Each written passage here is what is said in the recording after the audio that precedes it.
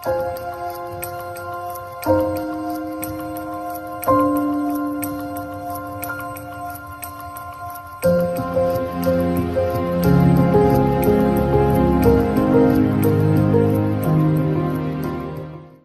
సువార్త 20వ అధ్యాయము 17 నుంచి 19 వరకు మైక్లో ఎవరైనా చదివి నాకు సహాయం చేయండి. యేసు యెరూషలేమునకు వెళ్ళనయున్నప్పుడు ఆయన 12 మంది శిష్యులను ఏకాంతముగా తీసుకుని పోయి మార్గమందు వారితో ఇట్లనెను, ఇదిగో యెరూషలేమునకు వెళ్ళుచున్నాము, అక్కడ మనిషి కుమారుడు ప్రధాన యాజకులకును శాస్త్రులకును అప్పగింపబడును.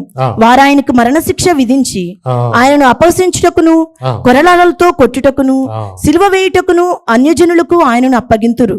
3వ దినమున ఆయన మరలా లేచును. చాలు చూడండి, ఇక్కడ వాక్య భాగంలో మనం గమనించినట్లయితే యేసు ప్రభు వారు ఆయన శిష్యులను ఏకాంతముగా తీసుకువెళ్ళాడు. ఆయన 12 మంది శిష్యులను ఏకాంతముగా ఆయన తీసుకెళ్ళి వారితో మాట్లాడుతున్నాడు ఈ మాట. దేవుడు ఈ లోక రక్షకుడు ఈ లోకానికి వచ్చినప్పుడు ఆయన సమస్తం ఎరిగినవాడు. ఎందుకంటే మనకైతే తెలియదు. యాకోబు గారు చెప్పారు చూసారా, రేపేం సంభవించినో మీకు తెలియదు. రేపు దాకెందుకంటే కాసేపటికి ఏం జరుగుద్దో మనకు తెలియదు. ఏ ఫోన్ వస్తుందో మనకు తెలియదు. మన పరిస్థితులు ఎలా ఉంటాయో మనకు తెలియదు. నిజమే, మనము కొన్నిసార్లు మనం ఈ రోజు వారమే కానీ రేపటి వారం కామని వాక్యం లేఖనాలు స్పష్టంగా చెప్తుంది. కానీ సృష్టికర్త అనే దేవుడు లోక రక్షకుడుగా ఈ లోకానికి అనుగ్రహించినప్పుడు తన తండ్రి చిత్తము చేయటానికి, అలాగే ప్రవచనాల లేఖనాలు నెరవేర్పునట్లుగా ఆయన ఈ లోక రక్షకుడుగా వచ్చిన తర్వాత ఆయన 33.5 సంవత్సరాలు మాత్రమే ఈ లోకంలో జీవించారు. ఎన్ని సంవత్సరాలు? 33.5 సంవత్సరాలు మాత్రమే జీవించారు. అలాగే 3.5 సంవత్సరాలు పరిచర్యలో ఆయన ఉన్నట్లుగా మనకి లేఖనాల ఆధారం బట్టి మనకు తెలుస్తుంది. చూడండి, మనం గమనించినట్లయితే యేసు ప్రభు వారు తన 12 మంది శిష్యులను ఏకాంతంగా తీసుకెళ్లారు. కొన్ని పర్సనల్స్ ఉంటాయి, అందరికీ చెప్పుకునే కాదు కొన్ని. అలాగే ఇది ఒక మర్మము లాంటిది కూడా. కొన్నిసార్లు వాళ్ళతో కూడా చెప్పింది ఏంటంటే, ఈ విషయం మీరు ఎవరికి చెప్పొద్దు, మీరు నా వారు కాబట్టి మీకు తెలియాలన్న ఉద్దేశంతో. ఎందుకంటే మీరు కొన్నిసార్లు కలవరపడతారు. ఇప్పుడు ఏదైనా ఒక సంఘటన మనకు తెలవకపోతే ఎక్కడికన్నా ఏ ఊరన్నా వెళ్ళిపోతాం. మనకి నువ్వు వెళ్ళేటప్పుడు మళ్ళీ తిరిగి రావని ఎవడన్నా అన్నాడు అనుకోండి, పైగా మళ్ళీ ఎదురుగా నల్లపిల్లి వచ్చినా ఎవడన్నా తుమ్మినా మళ్ళీ జనాలకి అదో అనుమానం. నిజమే, కొన్నిసార్లు మనుషులు అన్నీ చూసుకుంటారు. మనుషులు అమావాస్య రోజున అమ్మో అమావాస్య అనుకుని ఆలోచించేవాళ్ళు కూడా ఉంటారు కదా. నెల పొడుపు అయితే మంచిదని ఆలోచించేవాళ్ళు కూడా ఉంటారు కదా. అంటే ఏదైనా ఒక పని చేయాలంటే కొంతమంది రకరకాలుగా వాళ్ళకున్న పెద్దవాళ్ళు చెప్పిన దాన్ని బట్టి కొంతమంది అలాగూ ముందుకు వెళుతూ ఉండొచ్చు. కానీ మనం గమనించినట్లయితే ఇక్కడ యేసు ప్రభు వారు ఆయన జరగనున్న విషయాల గురించి ఆయన శిష్యులతో ఏకాంతంగా తీసుకెళ్ళి చెప్తున్నారు. మరి మనం అందరం యెరూషలేముకు వెళ్ళబోతున్నాం కదా. ఆ యెరూషలేముకు వెళ్ళబోతున్నప్పుడు అక్కడ మనిషి కుమారుడు ప్రధాన యాజకులకు శాస్త్రులకు అప్పగించబడతాడు. ఎవరికి? ప్రధాన యాజకుల అంటే వాళ్ళు ధర్మశాస్త్రం తెలవని వాళ్ళ? చెప్పండి. ప్రధాన యాజకులు అంటే ధర్మశాస్త్రాన్ని బోధించేవాళ్ళే ప్రధాన యాజకులు. కానీ అసూయ. ఏంటది? అసూయ. మనుషుల్లో అసూయ. ఆ ప్రధాన యాజకులుగా వాళ్ళు అసూయ చేత యేసు ప్రభువుని చంపాలన్న ఉద్దేశంతో యూదులను అక్కడున్న అనేక మందిని కూడా వాళ్ళు ప్రేరేపించి ఆయన శిక్షించాలని, సిలువ వేయాలని ప్రేరేపించింది కూడా వాళ్ళే. అక్కడ జరగబోయే విషయం చెప్తున్నాడు. ఏమన్నాడు ఇక్కడ? మనిషి కుమారుడు ప్రధాన యాజకులకును శాస్త్రులకును అప్పగింపబడును. వారు ఆయనకు మరణశిక్ష విధించి ఆయన్ను అపహసించుటకును కొరడాలతో కొట్టుటకును సిలువ వేయుటకును అన్ని జనులకు ఆయన్ను అప్పగింతురు. 3వ దినమున ఆయన మరలా లేచును. అంటే కొరడాలతో కొడతారని, సిలువ మరణము పొందుతాడని, అలాగే ఆయన మళ్ళా పునరుద్ధానుడై 3వ దినమున కూడా తిరిగి లేస్తాడని, బ్రతికుండగానే ఆయన చెప్పాడు. ఎందుకంటే మనకు తెలుసు, పునరుద్ధానమును జీవమును నేనే, నా యందు విశ్వాసముంచువాడు చనిపోయినా బ్రతుకుతాడని లేఖనాలను బట్టి కొన్నిసార్లు యేసు ప్రభు వారు బ్రతికుండగానే అనేక మంది చనిపోయిన వారిని సైతం కూడా లేవనెత్తిన దేవుడు. ఆ దినాల్లో ప్రజలకు ఆశ్చర్యం ఏంటంటే, మరణించినోడు ఎలా తిరిగి లేస్తున్నాడు, గుడ్డోళ్ళకి ఎలా కళ్ళు వస్తున్నాయి, లేవలేని వ్యక్తులకు ఎన్నో సంవత్సరాల నుంచి అలాగే లేవలేక పడి ఉండేవారు కూడా లేచి గంతులేస్తున్నారే, ఎన్నో వేల దురాత్మలు బట్టి వాళ్ళందరూ కూడా బాగుపడి ఆయన వెంబడిస్తున్నారే. ఈ కార్యాలు చూస్తూ ఉంటుంటే ఇక మన దగ్గరికి ఎవరు వచ్చేటట్టుగా కనపడలేదు. ప్రధాన యాజకులకు శాస్త్రులకు అసూయ. ఏంటంటే అసూయ మనసులో ఒకలాంటి ఆ యొక్క చెడ్డ స్వభావం అనవండి, అది కక్ష సాధింపు అనుకోనివ్వండి, ఏదేమైనా కానీ వాళ్ళ మనసులో ఏంటంటే యేసు ప్రభువుని అడ్డు తొలగించుకోవాలి అన్న ఆలోచన ఎక్కడ పుట్టిందంటది? యెరూషలేములోనే. అంటే తన స్వజనుల మధ్యనే దేవుడు నిజంగా లోక రక్షకుడుగా ఆయన వచ్చింది ఎవరో, ఆయన ఎవరో కాదు సిలువేసిందండి, ఆయన స్వజనుల మధ్యలోనే ఆయన సిలువేయబడ్డాడండి. ఆయన మనకు తెలుసు ఇవన్నీ కూడా. ఎందుకంటే ఆయనకు అన్నీ కూడా తెలుసు కాబట్టి లేఖనాల ప్రకారం అన్నీ చెప్తున్నాడు ఆయన. మీరు ప్రకటన గ్రంథంలో చూడండి ఒకసారి, 1వ అధ్యాయంలో 8వ వచనంలో ఏం రాయబడింది? అల్ఫాయు ఓమేగయు నేనే. అల్ఫాయు ఓమేగయు కూడా నేనే. వర్తమాన భూత భవిష్యత్ కాలంలో ఉండువాడను నేనే అని. వర్తమాన భూత భవిష్యత్ కాలంలో కూడా ఉండువాడను నేనే అని. ఉండువాడు నేనే అని సర్వాధికారియు దేవుడు నగు ప్రభువు సెలవిచ్చుచున్నాడు. అల్ఫా ఆయనే, ఒమేగానే, ఆది అంతము ఆయనే, ప్రారంభం నుండి ఉన్నవాడు ఆయనే. ఈ రోజున చాలామందికి తెలియంది ఏంటంటే యేసు ప్రభు వారు 2000 సంవత్సరాలు 25 సంవత్సరాల కింద వచ్చిన ఆయనే అనుకుంటారు. చాలామంది అదే అనుకునేది ఏంటంటే వాళ్ళ ఉద్దేశం యేసు ప్రభు ఎప్పుడు వచ్చారనుకున్నారు? 2026 సంవత్సరాల క్రితమే వచ్చారు యేసు ప్రభు. ఇప్పుడు మనకు డేట్ అనేది ఎవరు పెట్టలేస్తారు? మనం పుట్టినా చచ్చిపోయినా మనకి డేట్ అనేది యేసు ప్రభువుని బట్టే గెలిచేది. ఎవరికైనా ఇంకెవరైనా పేరు రాసుకుంటే అవకాశం ఉంటుందా? ఉండదు కదా. ఒకవేళ 100 రూపాయల నోటు మీద మన ఫోటో వేసుకుంటే ఆయన చెల్లుద్దా? చెల్లదు కదా. గాంధీ తాత గారు బొమ్మ ఉంటేనే దానికి వాల్యూ ఉంటుంది. ఎందుకంటే మన దేశం కొరకు ఆయన కూడా వన్ ఆఫ్ ది, అంటే ఒక గొప్ప మనకి స్వతంత్రము తేవటానికి మహాత్మా గాంధీ గారు ఆయన కూడా ఒకడు. అలాగే చాలామంది కూడా దీని విషయంలో మనకి స్వాతంత్రం రావడానికి పోరాడారు. కానీ ఆయనకి ఇచ్చిన గౌరవము ఏంటో తెలుసా? అది మన భారతదేశంలో మనం ఎంతకాలమో అయినా ఒక నోటు ముద్రించబడాలంటే దాని ఫోటో వెనకాల ఎవరు ఉండాలి? గాంధీ తాత గారు ఉండాల్సిందే. అంటే దానికి అప్పుడు విలువ ఉంటుంది. సరదాగా ఏ ప్రధానమంత్రి గారు వచ్చినా ఈ సంవత్సరం నుంచి నా ఫోటో వేసుకుంటాను, ఇది నా కాలం అనుకుంటే అది చెల్లుద్దా? చెల్లదు కదా. అలాగే ఈ లోకంలో ఎవరెవరో వస్తారు, రకరకాలుగా మనుషులు రావచ్చు. నేనే దేవుణ్ణి అంటే కుదురుతుందా? నా పేరు ఇక నుంచి పెట్టుకుంటాం, ఇక నుంచి క్రీస్తు శాఖం అని కాదు, ఇక నా శాఖం అని పెట్టుకుందాం అని ఏమైనా పెట్టుకుంటే దానికి కుదురుతుందా? లేదండి. ఈ నువ్వు నమ్మినా నమ్మకపోయినా యేసు ప్రభువారు ఆది అంతము ఆయనే, అల్ఫాయు ఓమేగా కూడా ఆయనే.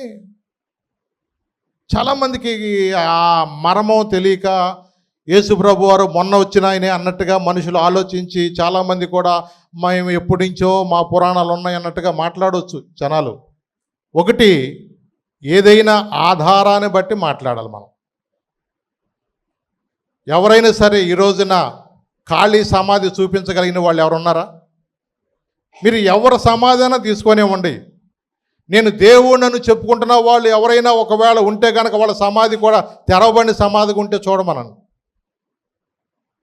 చరిత్రలో మీరు ఎక్కడన్నా చూసుకోండి, ఒకే ఒక సమాధి, తెరవబడిన సమాధి, అది నజరేయుడైన యేసు ప్రభు మాత్రమే. అవునండి. అది తెలియని వాళ్ళంటూ ఎవరు లేరు. ఏ దేశం ప్రధాని వెళ్ళినా, ఇజ్రాయెల్ దేశంలో వెళ్ళినప్పుడు చూసి వస్తారు అందరూ కూడా. ప్రతి ఒక్కరికి కూడా అది మనం వివరించి కూడా చెప్పవసరం దాని గురించి. అవునండి. కాబట్టి ఆది అంతము కూడా ఆయనేనండి. ఆయనకు అన్నీ తెలుసు. కొంతమంది ఆ మర్మం తెలియక చాలామంది కూడా యేసు ప్రభు నీకు తెలుసా, ఇది వాళ్ళు తెలుసా వీళ్ళు తెలుసా అన్నట్టుగా ఒక రోజున యూదులు వచ్చి ఏమంటున్నారంటే అబ్రహాము పుట్టక మునిపే నేను ఉన్నానని చెప్పారు ఒక సందర్భంలో. అన్నారా లేదా? రండి యోహాను సువార్తలో రండి, ఆ మాట మీకు చూపిస్తాను ఒకసారి. యోహాను సువార్త 8వ అధ్యాయము 57 నుంచి 58 దాకా చదవండి. అందుకు యూదులు, నీకింకను 50 సంవత్సరములైనా లేవే, నీవు అబ్రహామును చూచితివా అని ఆయనతో చెప్పగా, యేసు, అబ్రహాము పుట్టక మునిపే నేను ఉన్నానని మీతో నిశ్చయముగా చెప్పుచున్నానని నేను. చూసారండి, ఇక్కడ ఏమన్నాడు? అక్కడ అబ్రహాము పుట్టక మునిపే. ఎప్పుడంటండి? వాళ్ళ ఉద్దేశం ఏమిటి? ఈయనకి వాళ్ళకి తెలుసు, వయసు అంత తెలీదా? నాకన్నా పెద్ద చిన్నాడు యేసుప్రభు పుట్టిన సంగతి తెలుసు. వాళ్ళ అన్నదమ్ములు ఉన్న అక్కడే ఉన్నారు, అక్కజీళ్ళు అక్కడే ఉన్నారు, వాళ్ళ గురించి అంతా తెలుసు. వాళ్ళ ఆలోచన ఏంటంటే నీకు ఇంకా 50 సంవత్సరాలు ఎంత అనుకున్నా నీకు 50 సంవత్సరాలు కూడా లేవే. అబ్రహాం తెలుసు అంటాడు, అబ్రహాం పుట్టక మురిపి నేను ఉన్నాను అంటుంటాడు అనుకుంటున్నాడు. వాళ్ళకి మెంటలు ఇచ్చేస్తుంది, వాళ్ళకి అర్థం కావట్లా. ఈ రోజుకి చాలామందికి సత్యం అర్థం కావట్లేదు. ఈ రోజుకి కూడా యేసు ప్రభువారు ఆది నుంచి ఉన్నవాడే. మీకు తెలుసు యోహాను సువార్తలో ఆది యందు వాక్యముండు, వాక్యము ఆ వాక్యమే దేవుడై ఉండెను. 12వ వచనంలో ఏముంది? ఆ వాక్యమే శరీరధారి అయి కృపా సత్య సంపూర్ణగా మన మధ్య నివసించాడు. ఆ వాక్యమే శరీరధారి అయి కృపా సత్య సంపూర్ణుడిగా మన మధ్య ఆయన వచ్చాడు. ప్రారంభం నుండి ఉన్నవాడు ఆయన. నిజమే. అందుకనే అబ్రహాము గురించి తెలుసు, అందరి గురించి ఆయన తెలుసు. కాబట్టి మనము గమనించుకోవాల్సి ఏంటంటే యేసు ప్రభు గురించి ఆయన మొదటి నుంచి ఉన్నవాడే. మీరు ఇంకొక మాట చదువుదాం, 8వ అధ్యాయం 23వ వచనం చదువునాను ఒకసారి. అప్పుడు ఆయన మీరు క్రింది వారు, ఏమన్నాడు ఆయన? మీరు క్రింది వారు, నేను పైనుండి వాడను, నేను పైనుండి వాడును, మీరు ఈ లోక సంబంధులు, మీరు ఈ లోక సంబంధులు, నేను ఈ లోక సంబంధుడను కాను, నేను ఈ లోక సంబంధమైన కాదు. మీరు ఎక్కడ వాళ్ళనా? నువ్వు గాలిలో చూడబడ్డావా? నిజమేనండి, మనుషులు అలాగే ఆలోచిస్తున్నారు ఈ రోజున. వాళ్ళకి అర్థం కావట్లేదు అసలుకే. కొన్నిసార్లు వాళ్ళ మనసులో ఏమనుకుంటున్నారో కూడా వాళ్ళు అనుకునే మాటలన్నీ చెప్తా ఉంటుంటే వాళ్ళకి ఒక్కొక్కటి చెమటలు పడతా ఉండి, వీళ్ళు ఏం ఆలోచిస్తున్నారో వీళ్ళ ఆలోచనలన్నీ కూడా ఆయన ఎరిగినవాడండి. ఆయన వాళ్ళ మనసులో ఎవరు ఎన్ని రకాలుగా అనుకున్నారో, ఎవరు ఎక్కడున్నారో అన్ని రకాలు కూడా. నతానియేలును కూడా చూశారు. నువ్వు ఆ యొక్క అంజూరపు చెట్టు కింద ఉన్నప్పుడే నేను చూశాను. అసలు ఆయనకి అర్థం కావట్లేదు, ఎట్ట చూశాడు, నన్ను ఎట్ట చూశాడు. అవునండి, ఈ రోజున ఇక్కడ కూర్చున్నటం మనకు తెలుసు. అందుకే దావీదు అంటాడు, కూర్చుంటే తెలుసయ్యా, నేను నుంచుంటా కూడా నీకు తెలుసయ్యా. నా నోట్లో మాట నా పెదవులకు రాక మునిపే నీవు నన్ను ఎరిగినావు. ఒకవేళ నేను సముద్ర దిగంతములకు వరకు వెళ్ళినా, ఆకాశ మండలంకి ఎక్కినా, అక్కడ కూడా నీవు ఉన్నావు. అక్కడ కూడా నీవు ఉన్నావయ్యా. నేను ఎక్కడికి వెళ్ళగలనయ్యా? నీ కళ్ళ నుండి, నీ కనుదృష్టి నుండి నేను ఎక్కడ పారిపోగలనయ్యా? ఈ రోజున మనము దేవుని బిడ్డలుగా మనం ఎవరం కూడా ఆయన కనుదృష్టి నుంచి మనం ఎవరం తప్పుకోలేమండి. ఎందుకంటే బుద్ధిమంతుల్లాగా ఉంటాం చర్చికి వచ్చినప్పుడు మాత్రం. అసలుకి ఏమి నోట్లో ఏలెడితే కొరకనన్నట్టుగానే అసలు ఎంత సాఫ్ట్ నేచరు, వంగి అబ్బాయి ఎంత దీనులుగా యాక్షన్ చేస్తామో ఆస్కార్ అవార్డులు కూడా మనకి ఇవ్వచ్చు. అంతగా నిజంగా మనం విధేయత కలిగిన వారుగా మనము చర్చిలో ఉంటాము. అదే కాలేజీలోకి వెళ్ళినప్పుడు నీ మాటలు ఎట్లా ఉంటున్నాయి, పొలంలోకి వెళ్ళినప్పుడు నీ మాటలు ఎలా ఉంటుంది, అలాగే ఫంక్షన్స్కి వెళ్ళినప్పుడు నీ బిహేవియర్ ఎలా ఉంటుంది, డీజేల దగ్గర మోగుతున్నప్పుడు మన ప్రవర్తన ఎలా ఉంటుంది, ఇంకేదైనా కార్యక్రమాలు జరుగుతున్నప్పుడు మన బిహేవియర్ ఎలా ఉంటుంది. అక్కడ లేడా ఆయన? అక్కడ నేను చూడలేదా? ఆయన కళ్ళ నుండి మనం ఎవడ తప్పుకోగలుగుతామండి? నిజమేనండి, ఆయన పైనుండి వాడండి. ఆయన మనుషులు కనుగొన్న ఉపగ్రహాలే ఏం చేస్తున్నాయి పైనుంచి. ఈ భూమి మీద మనం ఎవరో ఎక్కడ సంచరిస్తున్నా, మనం ఏ పంటలు వేసుకుంటున్నా, అలాగే సముద్రంలో అలజడి ఎలా ఉంటుంది, ఒకవేళ ఏదన్నా అల్పపీడన ద్రోణి కానీ ఏదైనా తుఫాన్ రాకపోతున్నా అది ఏ మార్గం గుండా అది దాని దిశ, దాని గమ్యం మనకి ఇక్కడ చూస్తే కనపడద్దా? దాన్ని ఎలా చెప్తున్నారు? శాటిలైట్ కదా. అంటే ఒక మనిషి కనుగొన్న శాటిలైట్ ఉపగ్రహాల ద్వారానే మన వాతావరణం కానీ, సముద్రం అల్లకల్లలుగా ఉందన్న సంగతి కానీ, అది మీకు వర్షాలు రాబోతున్న సంగతి కానీ, ప్రతి ఒక్కటి కూడా శాటిలైట్ ద్వారా, ఉపగ్రహాల ద్వారానే మనం కొంత తెలుసుకోగలుగుతున్నాం. నిజమే.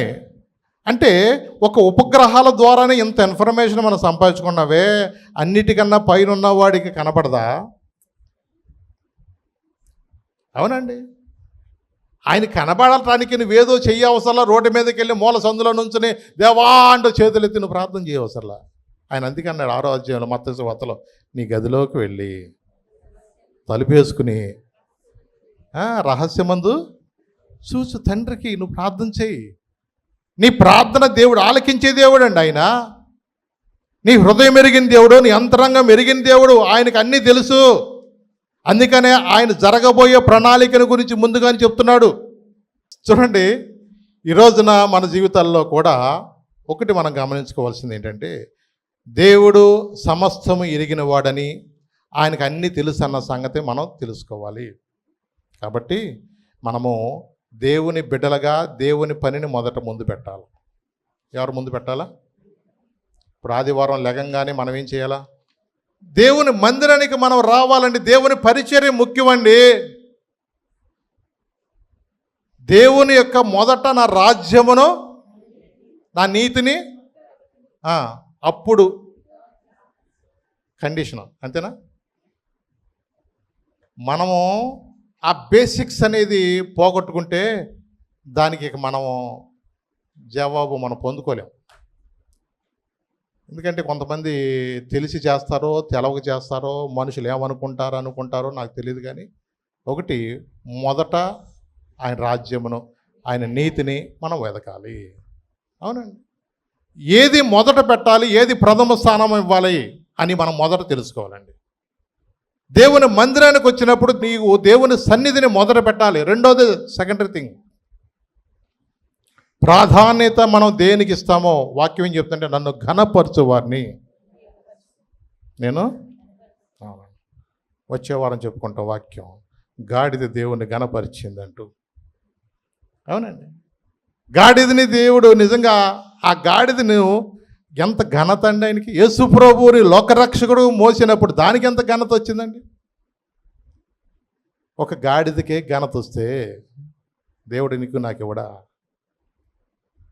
ఒకటి, మనం ఎప్పుడు కూడా దేవుని బిడ్డలుగా దేవుని సన్నిధికి వచ్చిన మనము, మన సమస్తము ఆయన ఎరిగినవాడు కాబట్టి కొన్ని పర్సనల్స్ కొంతమందికే చెప్తాడు. మరి మనమందరం ఆయన కుమారులమా కుమార్తెలం కాదా? అవును. ఎందుకంటే దేవుని బిడ్డలుగా మనం దేవుని మందిరానికి వచ్చింది, మనం అందరం ఆయన అంగీకరించిన వాళ్ళమే. అవునా కదా? వాక్యం ఏదో చెప్తుందా? తనని అందరూ అంగీకరించరో అనగా తన నామమందు విశ్వాసం ఉంచిన వారు ఎవరు? ఆయన పిల్లలు.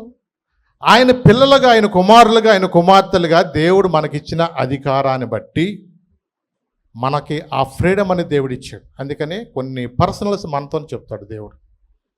అవునండి. ప్రార్థనకు వచ్చిన వాళ్ళకి తెలుసు దేవుడు మళ్ళా త్వరగా రానై ఉన్నాడన్న సంగతి ఎవరు తెలుసుది?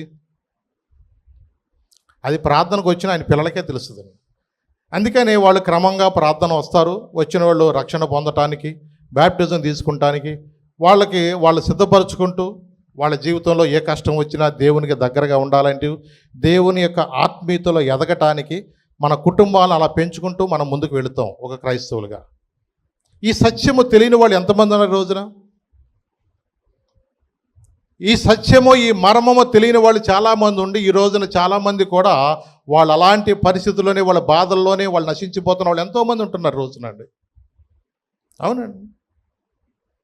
యేసు ప్రభు ఎన్ని నిందలు అనుభవించాడండి, ఎన్ని అవమానాలు, వాటన్ని గురించి వాళ్ళు చెప్తున్నాడు అక్కడ.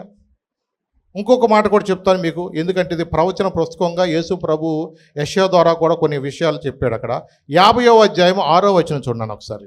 కొట్టువారికి నీ వీపును అప్పగించితివి, వెంట్రుకలు పెరికివేయి వారికి నా చెంపలను అప్పగించి తిని ఆ, ఉమ్మివేయి వారికి అవమానపరచు వారికి నా ముఖము దాచుకొనలేదు. అంటే ఈ మాటలన్నీ కూడా ఇప్పుడు యేసుప్రభుని గురించి కదా రాయబడింది. ఏమన్నాడు? కొట్టువారికి నా వీపును అప్పగించి తిని, వెంట్రుకలు పెరుకువాయి వారికి నా చెంపలను అప్పగించి తిని, ఉమ్మివేయి వారికి అవమానపరచు వారికి నా ముఖము దాచుకొనలేదు. ఏమంటే మన మొహం మీద ఉమ్మేసిన వాళ్ళు ఎంచుకున్న వాళ్ళు ఎవరు ఉన్నారా మీరు చెప్పండి, పోనీ ఎవరన్నా ఉంటే.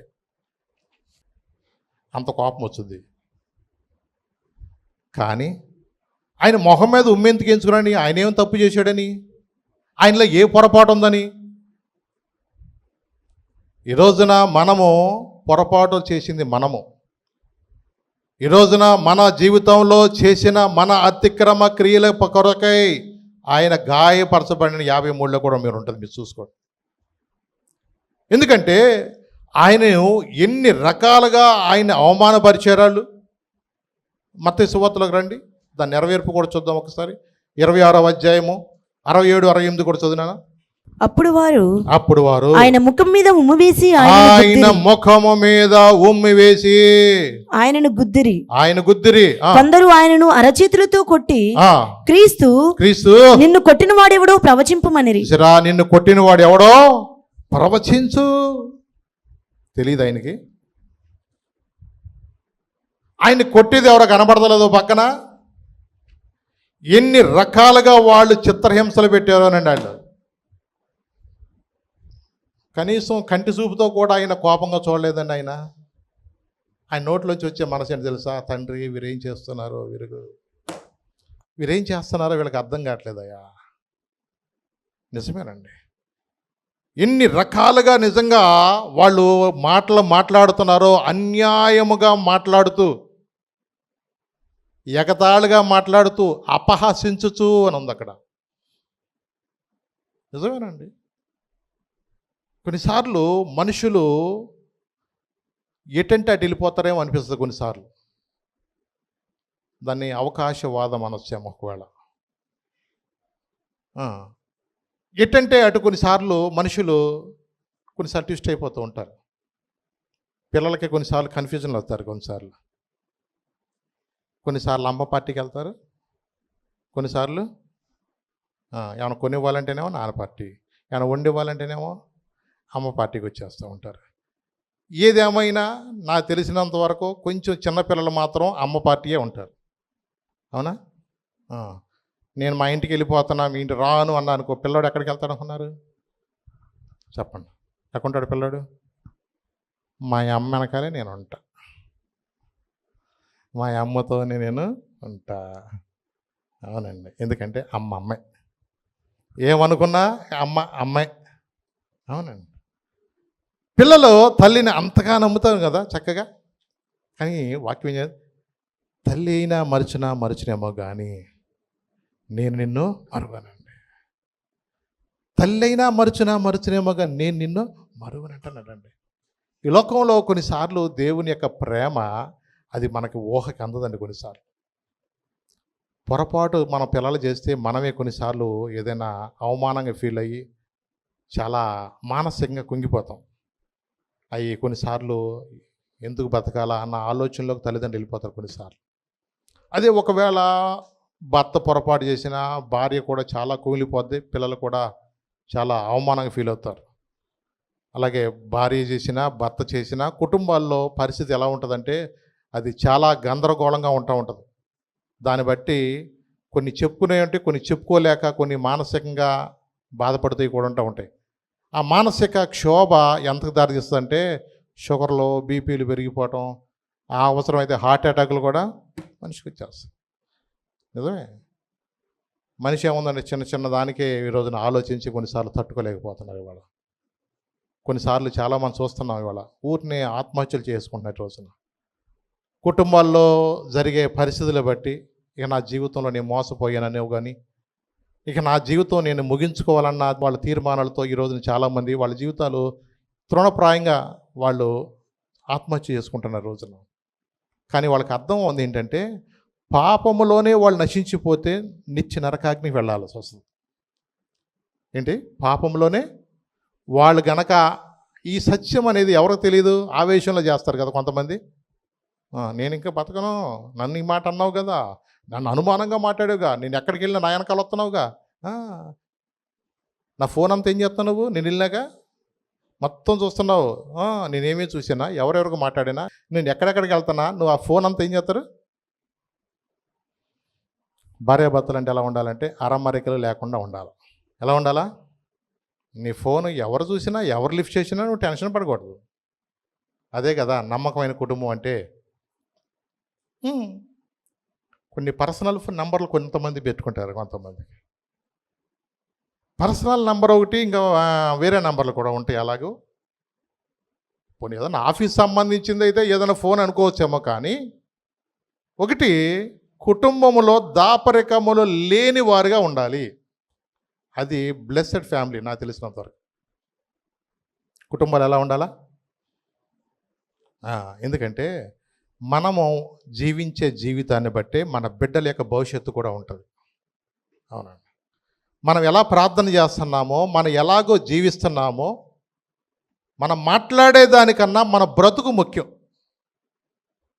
ఎన్నైనా చెప్పొచ్చు, కానీ లైఫ్లో మనం జీవించే విధానం కానీ, మన మాట తీరు కానీ, మన బ్రతుకు, మనం ఎలా ఉంటున్నాము అనేది, మన వే ఆఫ్ లైఫ్ అనేది అది కరెక్ట్గా ఉన్నప్పుడే మన బిడ్డలు మన మాట వింటారు.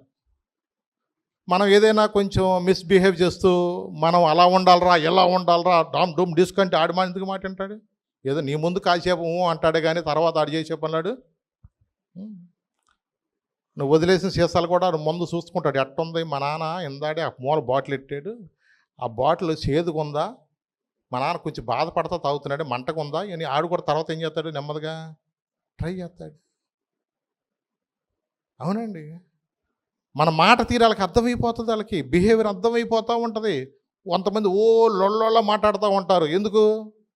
లోపల ఇంకోటి ఉంటే వాళ్ళకి అర్థం కాదు, వద్దన్నా కొందుకు ఏంటో మాట్లాడతారు వాళ్ళు. మనం చెప్పలేము వాళ్ళకిక. వాళ్ళకి ఊళ్ళో సంగతులన్నీ మొదలెడతారు. ఇక ఇప్పుడు చిన్నప్పుడు కాడి నుంచి మొదలేసుకొస్తారు. ఇక అబ్రహాం కాడి నుంచి ఇంట్లో వాళ్ళకి నెత్తి నోరు కొట్టుకుంటారు, బాబు అనుకుంటారు. అందుకని మనము చేసిన తప్పుకు ఎవరు శిక్ష అనిపించారంటండి? యేసయ్య తన వేస్తున్నారండి. మనము అనుభవించవలసిన శిక్షను మనల్ని ఆ రోజునే దొరికితే సమ్మని కట్టేసేవాళ్ళు, గోప మీద కొట్టి మొహం మీద పేడ నీళ్ళు పోసేవాళ్ళు. కానీ అదంతా ఎవరు అనిపించారండి? అవునండి. తప్పు చేసిందే మనము, శిక్ష అనిపించింది ప్రభు అంటండి. పాపములు చేశాను నేను, నీ ముందర నా తల ఎత్తలేను, క్షమించగలిగే నీ మనసు ఓదార్చింది నారదనలో.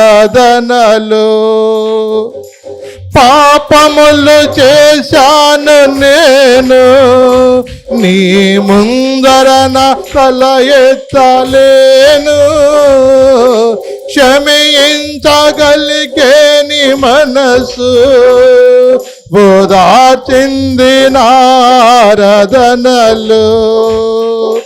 నా హృదయము నీతో అంది, నీకు వేరై మనలేనని. నా హృదయము నీతో అంది, నీకు వేరై మనలేనని. అతిశయించెద నిత్యము నిన్నే కలిగున్నందుకు. యేసయ్యా యేసయ్యా యేసయ్యా యేసయ్యా యేసయ్యా యేసయ్యా యేసయ్యా యేసయ్యా. మేలు చేయక నీవు ఉండలేవయ్యా, ఆరాధించక నేను ఉండలేనయ్యా. మేలు చేయక నీవు ఉండలేవయ్యా, ఆరాధించక నేను ఉండలేనయ్యా యేసయ్యా యేసయ్యా యేసయ్యా యేసయ్యా యేసయ్యా యేసయ్యా యేసయ్యా యేసయ్యా. పాపములు చేసిందేమో మనము, శిక్ష అనుభవించిందేమో ప్రభువారు.